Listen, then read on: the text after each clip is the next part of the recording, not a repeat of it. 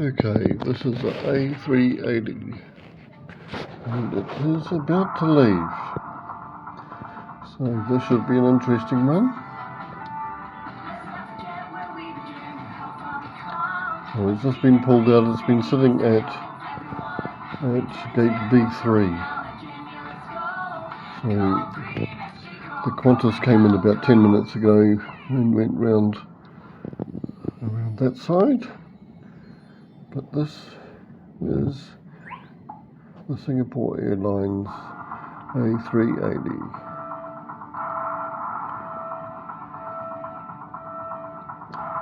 So the tank's just gone, and in the background you'll see a 777 that's just arrived. It'll be taxiing down. It's going to go to the next one. There it goes. It came in a bit fast. But the A380 will be on its way very soon. There's a guy standing down by the front tyres.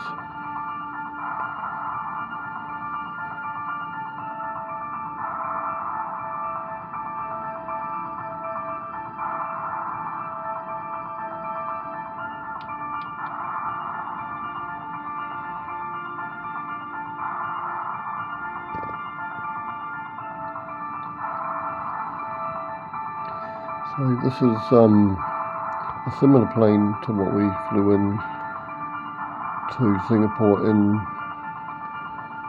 a couple of days ago from Heathrow. It was an A380 and it was Singapore Airlines. Whether it's this one or not, I don't know, but probably not. Oh, and here goes a third Qantas, so we'll just shift. This is the third Qantas that's come in the last half hour. There you go.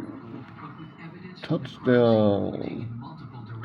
And the front wheel down now. So, it's a Qantas. And on Sunday evening we'll be going home via Qantas. During the initial external exam, none of Graham's bruising had seemed life-threatening.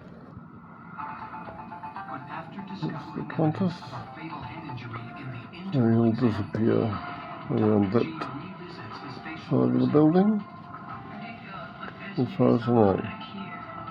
She quickly notices that one peculiar bruise on Graham's face appears to have a pattern.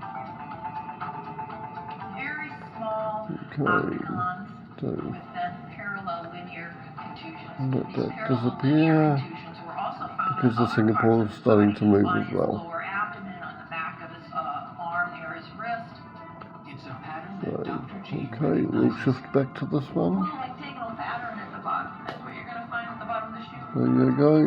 The marking made by the sole of a shoe could be a virtual fingerprint of what might very well be a murder weapon. So it's on its way. I sketch it, I photograph We'll be it. going right down the end. Photographed it in a way that it could be reproduced in case we needed a one-on-one comparison if they ever found the shoe. Police now have a litmus test for finding their culprit. Match the shoe print, catch the killer. But first, police need a list of possible suspects. And here we go. Provides police with their first lead, an address book found near his body. In it, they discover a listing for Drew Parker, another name familiar to So police. I'll stop it here and we'll put it back on again when he gets down the end.